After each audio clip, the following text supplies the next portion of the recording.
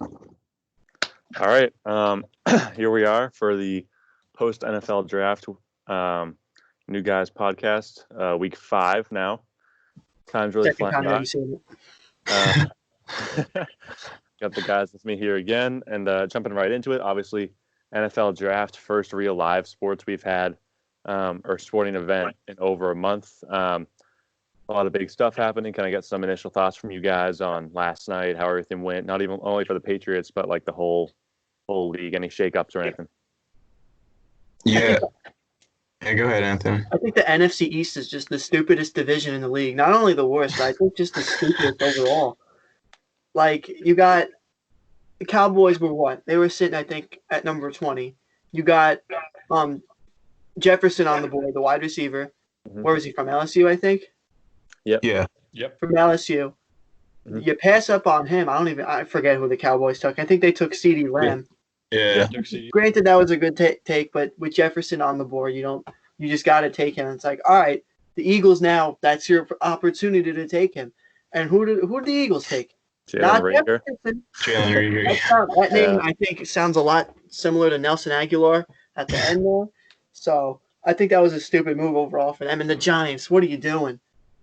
I'm not like all that familiar with the names on the draft because I really don't honestly pay attention to college football and like scouting until the day of the draft. But with the Alabama tackle on the board, I watched his highlights before. Like, you got to take him over the guy Andrew from Georgia. Thomas. I'm drawing a blank on Georgia, names. I apologize. Yeah, Andrew Thomas. Yeah. Andrew Thomas, that's his name. That was definitely a surprise there. Yeah. Yeah, like, what are you doing? Gettleman's got to go. Gettleman has to go. He was wearing a mask too in his draft. Yeah, pick. what are you doing? With no one in the room? What is he doing? I was so I confused. don't know if he was doing that just to like be funny or if he's just stupid. Yeah, I think he's stupid. He's definitely stupid. We can confirm that. I thought it was interesting, like, a couple of things. So the amount of fucking offensive linemen that were taken, like that was crazy to me. I don't know how many were taken in the top 15. I think it was like 4. All 4 like top tackles were gone by the top. Yeah. And like I was interesting to see where the wide receivers, like that run, ended up landing, and it ended up landing kind of later than I think everyone thought. Like Lamb dropping all the way to I don't know what pick, 18 or 20 or somewhere there. Yeah. I thought that was interesting because I thought that it was going to start a lot earlier than that. But I do like the Raiders pick, especially. I think Henry Ruggs, to me, was the best receiver on the board. And like he's got like a Tyree-esque build. And I think he ran like a 4.21 or 3 or something like that, like a crazy 40. So I think that, like, and they're lacking at receivers. So I think that was probably my like the biggest surprise for me, and probably my big, like, best pick if I had to pick one out of the 32 drafted. Yeah, I gotta say that I am shocked Jerry Jeudy fell all the way to 15. Mm-hmm. Like, I cannot believe Henry gonna Ruggs say. was the first wide receiver taken. Mm. Cannot believe it. And the Broncos now, all of a sudden, they have a nice young core. You're talking about Drew Lock, Philip Lindsay, Melvin Gordon, Cortland Sutton, Jerry Jeudy as your top 5 offensive players. And then once And they Noah start to Fant's build in their there, too. team, and Noah Fant, that's correct. They picked him last year. That's a heck of an offense. Yeah. They Yeah. may be better than the Raiders pretty soon.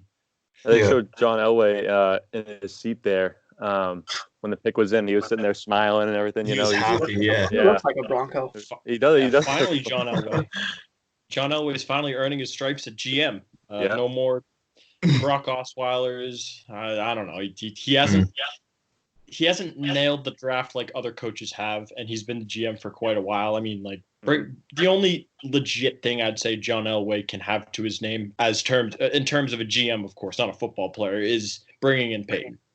Right? I mean, I don't know. I don't even know if he drafted Von Miller. I think Von Miller was before him. I don't even know if he was a pick, but this was the first time I'm looking at a John Elway draft recently and being like, you know what, the Broncos made some good moves. Drew Lock looks like a guy too. He looks like someone who could be a starter, and that's all they need. That division is actually looking pretty good now too. Obviously, the Chiefs reigning Super Bowl champs, but you got the Broncos out there who had 7 wins last year. I'm expecting that to go up. The Raiders should go up in wins, and the Chargers just drafted Justin Herbert. He might not start right out of the gate, but he might get the nod in like week 3 or 4. So that division is actually looking pretty young and pretty scary for the rest of the AFC for sure. Yeah. What I also about? think Go ahead, Anthony. My bad. I also think that one of the biggest winners of the draft is the 49ers. They Hmm. obviously they swapped picks with Interesting. Tampa Bay. Tampa Bay went up to 13. They took the guy out of Iowa, the tackle, and the 49ers ended up taking what's his name? Javon Kinlaw, the Mhm. D tackle at number 4 what was it? 14, yeah. And everyone was like, "Oh, they need a wide receiver. This is stupid because they just lost Emmanuel Sanders." And I heard a lot of trade rumors with Marquise Goodwin, but when you just lost a top defensive tackle like DeForest Buckner, I think that's a really good move because I think Kinlaw is identical to him. He's just going to be a lot cheaper than Mhm. Buckner was. And my brother's a big time Niners fan. He's like, "Oh, I don't like the move." I'm like, "Trust me, this is going to work out." And then they go ahead and take the Arizona State wide receiver at 25, and I thought Mhm. that was a good move. Like, there you go, there's your wide receiver, because what Yeah. wide receivers are really on the board at that point? Once Jefferson was gone, I'm surprised he dropped so far to 22. Yeah, Yeah, from Tampa Bay's perspective, go ahead, Jordan.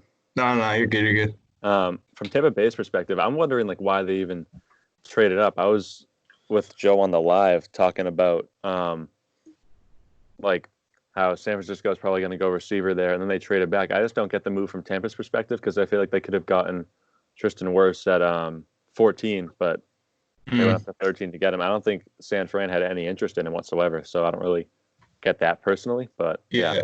Mhm. I kind of I disagree with you, Anthony, on that. I don't think that I don't get what the Niners did. Like going back to what Spence said, like the fact that Jerry Jeudy slipped to 15, and the fact that both Jeudy and Lamb were available for the 49ers, and they took a D tackle that like they really don't truly. I mean, their defense was outstanding last year. I don't think DeForest Buckner like makes or breaks that defense. Like you still have Nick Bosa, you still got Sherman. Like I don't think it wasn't a bad pick per I se, think but I Buckner's think a big part of that defense, in my opinion. yeah, I agree. But they really don't have anything at wide receiver. I mean, like I just think that there's so much talent in Judy and Lamb, Mhm. and you just went and like replaced someone you just traded.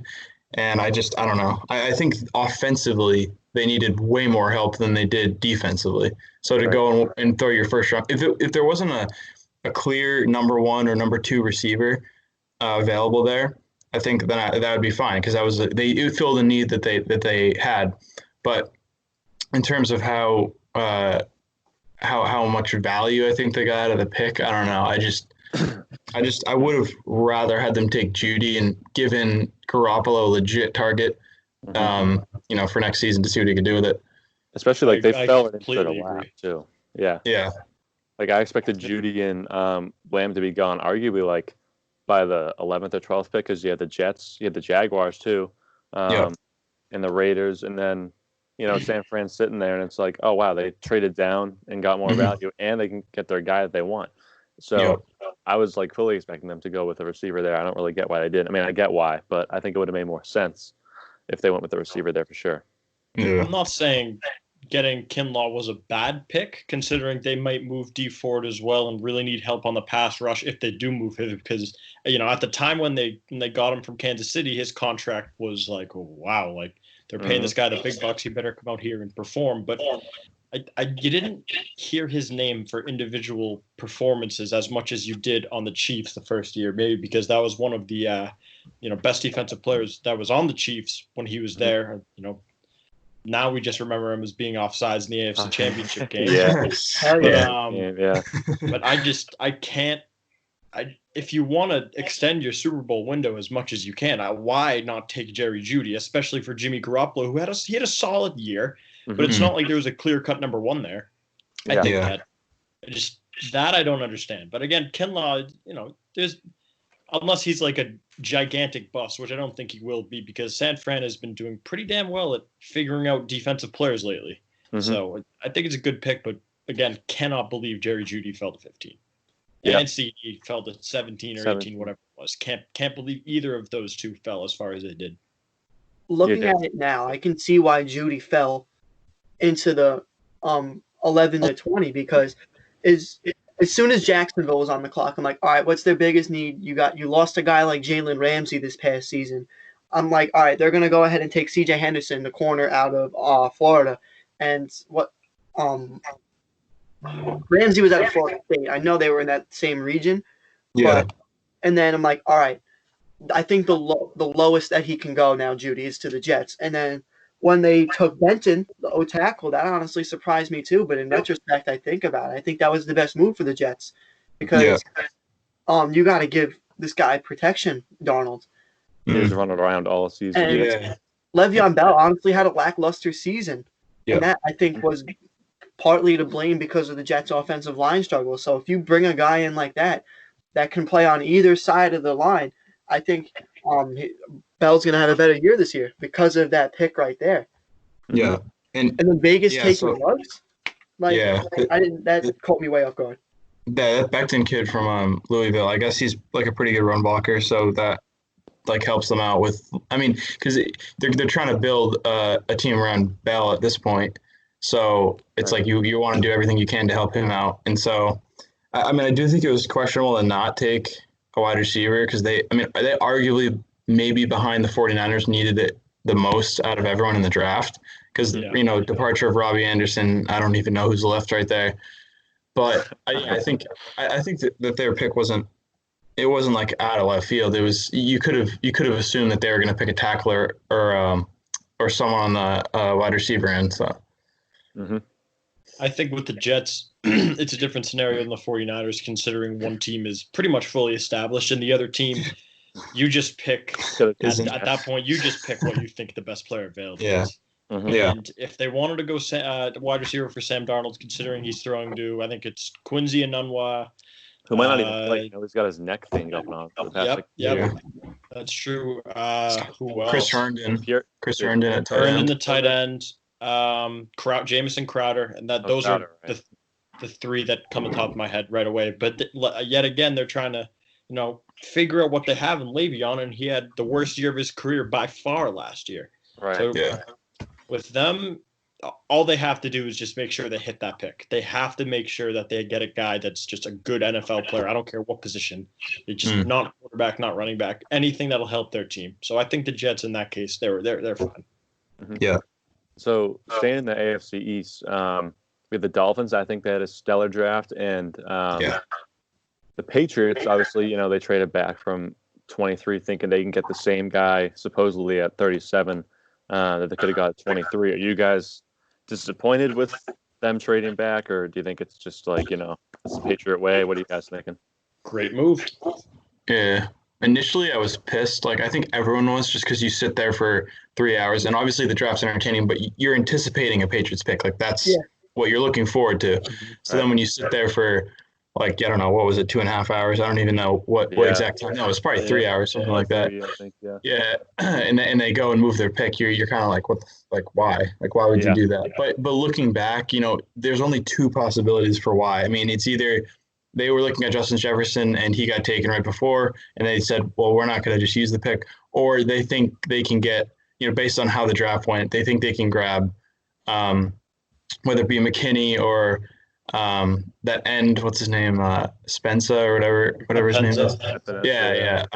Like someone like that, they can move back and draft him just of how the first 22 picks went. So if you look at it, there's really, it's in Bill we trust. Like you just have to trust that he knows what he's doing. And I mean, it's the 37th pick. It's the 5th pick into the second round. It's not like you're not getting like 46, 47 where you're like, all right, now we're like halfway through the second round. You're going to get a first round talent most likely, because like guys like McKinney, and like that. Like I think McKinney is a perfect example. He was projected anywhere from like pick 20 and into the second round. So he's like, it's such a wide range of where he could have been drafted, and now he could possibly slip to us, which I think would be a great pick at this point. McKinney from Alabama, just to help out in our defense, and just because McCourty's going to be gone soon, probably within the next couple of years, and you lost Harmon, so you need some help there. And I mean, I don't think there's any wide receivers that I particularly like at this point that I would kind of reach for. So I think just go ahead and take McKinney. And call it a good pick. Yeah. What do you think? I'm with you. Like 100%. That's the injury. I don't know. It's like, I don't know. Is that a reach? It's tough, because I heard a lot of people saying like that he's not going to be available in the third round, but an early second round pick on him might also be like too much of a like you don't want to reach for him there. But it just I don't know. I can't picture us taking a quarterback, and it's obviously because we have Tom Brady for 20 years. But it's just so like I don't know. It's if you liked Hurts that much, does he think that would he have used his pick there at 23? For him to trade back, is he risking maybe another team going and snagging him? I don't know. I mean, the Packers went and took Love. That kind of was on account out of left field, but they could have easily taken Hurts, and then that could have killed our, what we were trying to do.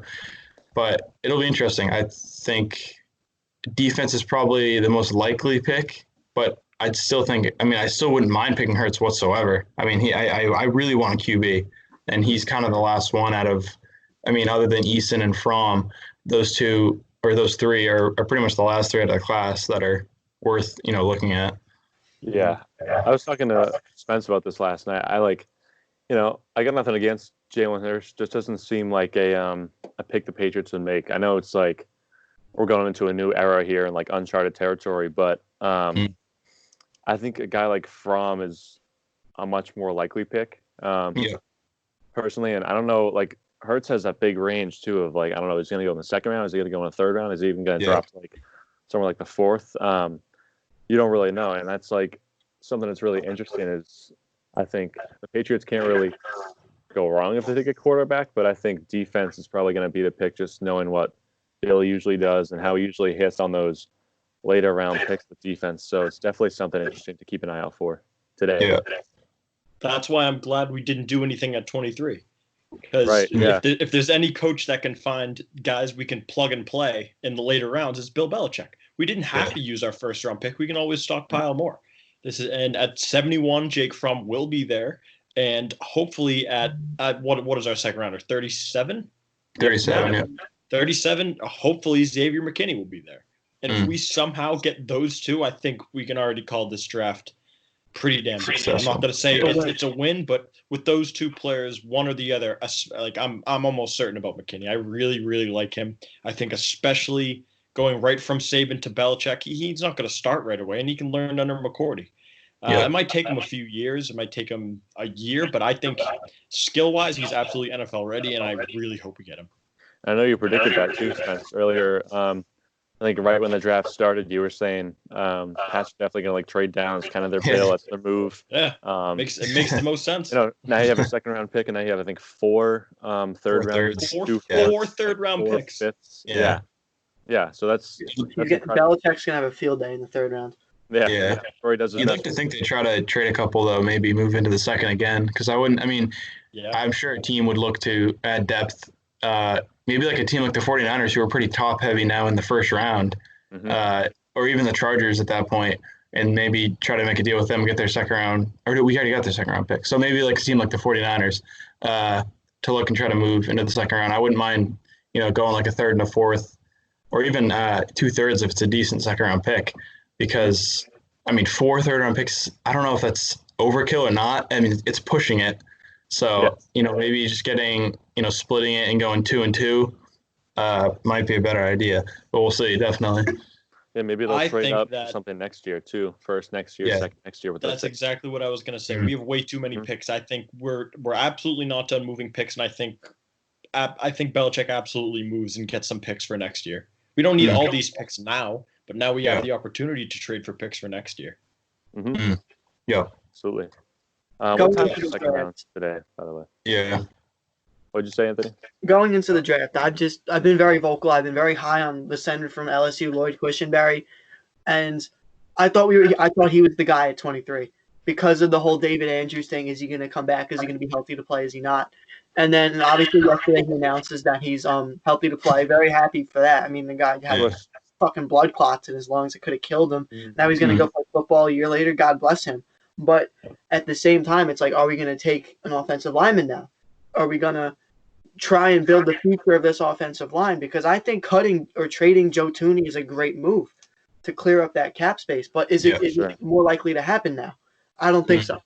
Yeah. I think anything happens later in the offseason. That clears up $14 million instantly. That clears up $14 million. Yeah. And hopefully they can make a run at like a guy in free agency. I think next year they're supposed to have like over 100 million in cap room, are they not? Patriots? Yeah, they're supposed to have like a ridiculous amount. Yeah. Yeah. So, hopefully we build off this year. Something interesting also, I thought, obviously if the Patriots take a quarterback in the draft, they're not sold on Stidham. And obviously Hoyer's not the guy for the future. Mm. So I wonder if, if you take a quarterback here, you're going to start Hoyer and let Stidham and the draft pick duel it out, or are you going to try to let Stidham play and get his value up and trade him? There's a lot of possibilities. Definitely. One of the biggest like arguments I've heard for not taking a quarterback this year is that obviously Trevor Lawrence is like the touted guy next year, and some people have said save what you can, maybe like to your guys' point, go ahead and try to trade for some picks next year, use that as ammunition to try to move up and draft Lawrence next year. Mm-hmm. So instead of taking a QB now, move your picks and get some future assets for next year, and then try to entice a team maybe in the top 5 to trade with you, which I like that move just because you're not tanking for Lawrence, you're actually trying to use your assets to grab them. Right. But I don't know how easy it would be to use like a couple seconds in your first to just get right into the top 10 or top 5. So I think you take your QB now. It's a deep QB draft. You're not going to have a draft like this with quarterbacks probably for a while.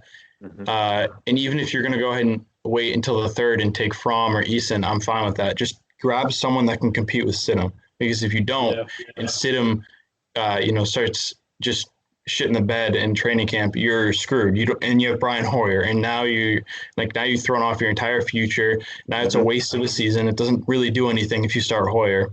Right. So take Eason or Fromm, have them compete. If one of them starts doing poorly during the middle of the season, then just go ahead and throw the other one in there. Like, why not? Just see what they have and use your picks wisely instead of just like, we'll just take this defensive, end and we'll see what he does on, next year. I think like Belichick's not used to taking a quarterback, obviously, and it's new for everyone, but I think it's a necessity within the first couple of rounds. So I cap it at round 3. I think you need to take a QB by round 3. Mm-hmm. Here's my take on this. I 100% agree with drafting a quarterback just to light that fire under Stidham's ass, maybe, because I know from experience, not on the football field, but when you're competing with someone for a starting job, it's going to make you work your ass off 10 times harder, day in and day out. And I think that's just going to be great for the two of them, because they both might be great. And then we trade them, and then we pick our guy, and then down the line we can get something high value, like a first-round pick for whoever doesn't work out, so to say. Didn't work out for us, but he'll definitely work out for another team like Jimmy Garoppolo did with the Niners. And you just have Brian Hoyer mentor the two. Have him go in and almost be like a quarterback coach for just those two, Yeah. Mm-hmm. I mean, granted, he'll be on the active roster, Brian Hoyer, and not like an official staff member, but he'll be that guy to almost guide these two in the do's and don'ts of being an NFL quarterback. So I think I'm honestly really high on a quarterback in the second round, maybe the mid-second round if we can trade up and get there. Mm-hmm. And we always talk about Finley at 37. Right. Like Belichick is the kind of guy who always wants to have like a contingency in case one thing goes wrong. So I think getting a quarterback is, it's not a given, but it's a thing like, it's something he would do because like Jordan, you were saying, one guy like doesn't perform well, you just throw the other guy in there, and obviously the player's not going to be your guy. You want to have two guys that could be there for the future. So definitely Belichick's obviously got a plan. Might sound cliche to say, but at the end of the day, it's probably one of the best GMs of football maybe we've ever seen. So brilliant mind. I'm sure he'll figure something out. Any final thoughts on the draft before we move on to some other NFL news? I thought I got one. Yeah, go ahead. No matter the quarterback we draft, I really don't care if Brian Hoyer starts this year, because there's no chance in hell he's starting all 16 games, first of all. Mm-hmm. And we're not in like a rush or anything. We don't need to start a rookie right away. We're not going to go 12-4. We're not going to win the Super Bowl. This is a new Patriots team. So I think a lot of us have to be a lot more patient and expecting with things that are going to happen over the next, I'd say, 4 to 5 months in terms of who's playing, who's going to win positional battles. It's gonna be a tryout at almost every position. The guys who are meant to be there are gonna be meant to be there for a specific reason. It doesn't mean everyone's locked in for a long-term solution, but at least for this year, especially the quarterback battle, I really, really hope we take Jake Fromm because I think he can give Stidham a run for his money. And he's intelligent, and the Patriots like that. Yeah. One last thing, staying in the AFC East, but moving away from the Patriots, Tua obviously taken, I wouldn't say earlier than people expected, but he had a pretty wide range of where he could have been drafted if they had passed on him. Tua or Herbert would have slipped pretty far. So I don't know about you guys. I felt pretty devastated when I heard his name taken for the Dolphins. I was hoping like maybe he would slip and we could maybe move up and try to grab him. But I think with respect to the Bengals, obviously Burrow's far superior to Tua in my opinion, but the Giants and the Lions, respectively, I think they will deeply regret not taking Tua. Both of them don't have a set-in-stone quarterback for the future. Daniel Jones is not set-in-stone quarterback. He's pretty volatile at this point. But he's only played 1 year. Yeah, you got to remember that he's only played 1 year, and he hasn't tapped into his full potential if he has it. So I don't know. You got to give him I kind that of like chance. Daniel Jones. I kind of like him too, just because everybody hated him. Yeah. When he was drafted, but I'm definitely not a Danny Dimes fan, so I think that kind of plays into it. But I just think that Tua is like a generational talent, and I think if you think about it, that injury is obviously devastating. Before that, he was competing for that number 1 spot and was probably leading that number 1 spot. So I don't know. I think they're both going to regret it tremendously. I think Tua comes in and just gives Miami some life that they haven't seen in years. And I think the AFC East is going to be extremely interesting for the next 10 years with Darnold, Allen, and Tua. And then, for us, whoever it may be, Stidham or Fromm or so. Yeah, I think it's going to be interesting. 4 young quarterbacks are going to be there for the first time in, I don't even know, 20 years. Forever, Yeah. So I think the AFC is going to be the most interesting division. I feel like Tua to the Dolphins was a no-brainer at this point because you think back to 2001 when Drew Brees was in the draft and he had the history of injuries and the Dolphins passed on him because of that. And look, it bit the Dolphins right in the ass. Look where Drew Brees is now. He's the all-time leader in passing yards, perhaps one of the greatest quarterbacks of all time. Not the greatest, but he's up there, top 5, I would say. And they couldn't. I feel like they thought maybe, we can't miss out on a generational quarterback like this. That can be our future for the next 15, 20 years. That might be a little bit of a push, but he's going to be the guy for the next decade for the Dolphins, in my opinion. And the Dolphins, a team who's had, I think, 21 starting quarterbacks since 2000. Saw that yesterday. So, Marino. considering it's only been 20 seasons, that's pretty bad. So hopefully they nap their guy in Tua. Hopefully his injuries don't come back to haunt him. He's definitely a really talented player, maybe all time. But moving on from the draft, but staying in the AFC East, obviously we all know the Gronk news that came out. Came out of retirement, wants to go play with Brady. His buddy there down in Tampa Bay. A lot of people are upset about it. Some people don't really care. I mean, you think about it, Belichick got a 4th rounder for a guy who wasn't even going to play for them. So. But at the same time, fuck Rob Gronkowski, right? Same time, yeah. I'll fight this shit again.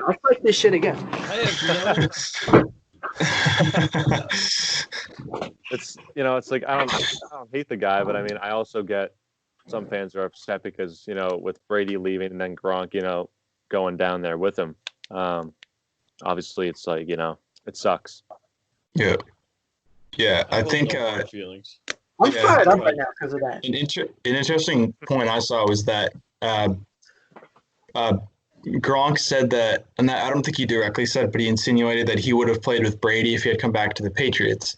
So to go after Gronk, and assuming that's true, which I don't know why Gronk would say that and like lie about it. So assuming that's true, we only have ourselves to fault for this. We let Brady walk, which I don't think it was a bad idea with the money he's getting paid, but you can't be mad at Gronk for wanting to take a year off and recover. And then, the entire,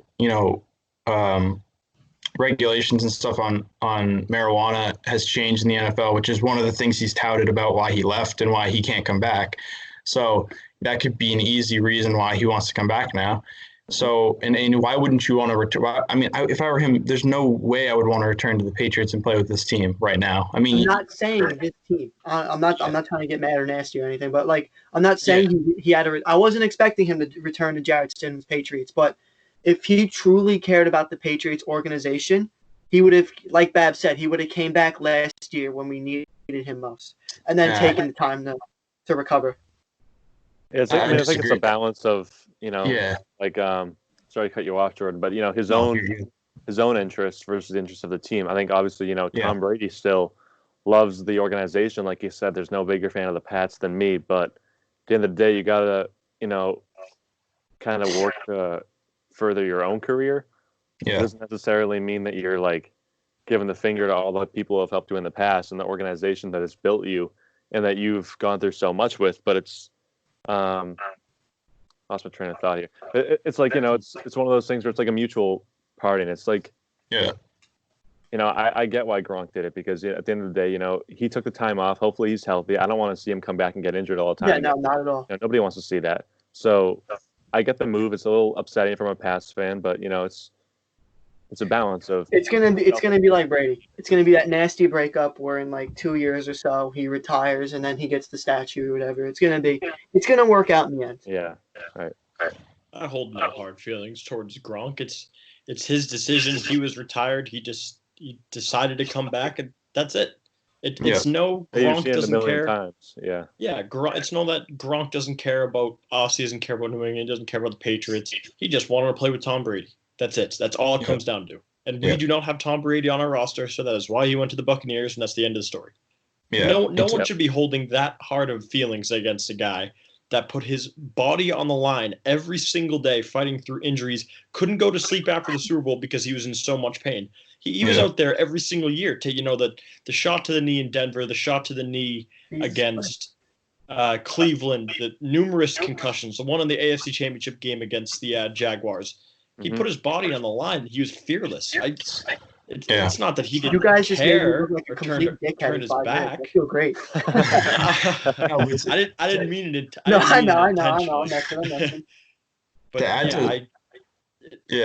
to Spencer's point, well, for one, I don't fault him for taking a year off, because, like you said, how much his body was just begging for it. I mean, the guy put his life on the line for 5 years, 6 years for us, and got us multiple Super Bowls. So I don't fault him at all for taking that. If he would have retired then and not come back, I would. I mean, people. I don't think people get how many injuries that guy had, and how difficult it probably was for him to come to the field every day. And people are just assuming he's some robotic force that we've never seen before. And I don't think people get that he's still human, and that he can he has problems with concussions in his back and shit like that. And also, when it comes to trading him, when it comes down to it, we moved him. It wasn't like Gronk demanded the trade or anything like that. All I saw that came out was that he said he wanted to play with Brady. Belichick said, all right, well, we'll get a fourth for you. So I think Belichick looks at it like you said, Anthony, or someone said it, we got a fourth for someone who's retired. Mm-hmm. Yeah, so I don't think if you're going to fault anyone or get mad at anyone for having Gronk return and play with Brady, you got to look at Belichick, because he moved him. He could have easily just said, "Nah, I'm not doing that." But he said, "You know what? You want to go, and I'll take a fourth, and you guys can go have fun in Tampa for a year or two." I mean, I don't mind the move at all, and I don't fault Gronk or Brady for doing what they did. Right. I think a lot of people have been speculating that Brady and Gronk are done with the Pats or whatever, or don't like Belichick. I think that's kind of ridiculous. Just because they want to go somewhere else doesn't mean they harbor ill will towards Belichick or the Patriots organization. Obviously, they've been so close. You